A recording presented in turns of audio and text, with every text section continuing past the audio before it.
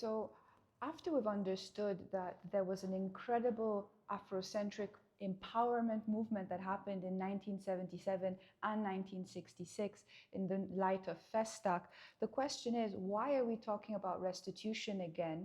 And how is it that this museum is suddenly coming together with this concept of this Benin Empire?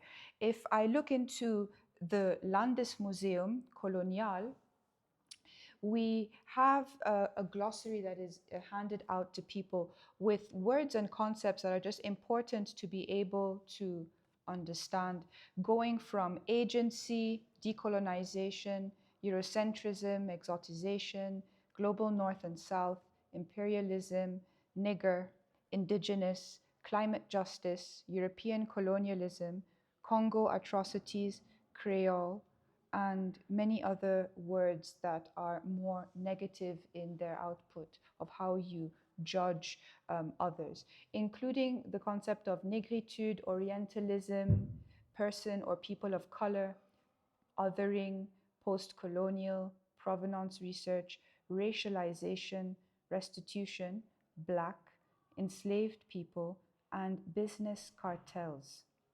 Now, funny enough, we're right now located in Zurich, and in this little city in Switzerland, there's another exhibition going on at the ETH in the university, one of the biggest technical universities in Switzerland, and it's called Collections in Context. This also just opened up this year in their collection, in questioning their collection with regards to the colonial traces that are entangled in it. As I explained before, there's also Colonial from the Landesmuseum that is going on. There are other exhibitions that have also happened and that are happening currently at the same time, and this includes the mobilization of Benin heritage in Swiss museums called the Benin Swiss Initiative.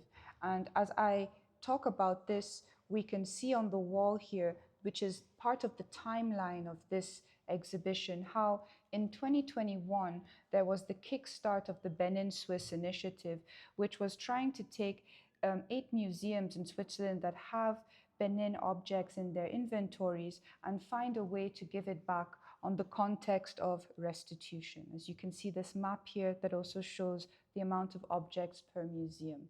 Now, this is a very, very important movement that has happened, because if we think that the first claims of restitution started in 1914 after the First World War, because during colonial times, the subjects of colonial empires were forced to protect their nation. So the British had people from the Indian and African colonies that fought for them in the trenches during the First World War, including peoples from the African Francophone colonies that fought in the trenches in the First World War. We know that there have been a number of monuments of statues to actually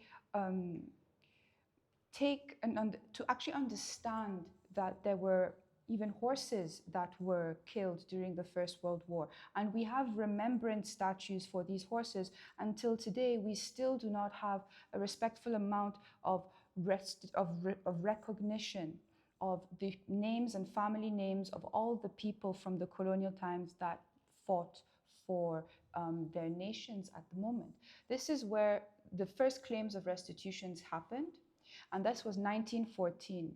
Then a second official claim happened in 1966, again in 1977 for the concept of Festac. Until today, restitution claims are being debated as if talked about for the first time. However, the Benin Swiss Initiative is trying to go beyond the legislations of legal transportation of objects, of restitution of objects, and trying to create accords to be able to give the objects back through something called provenance research.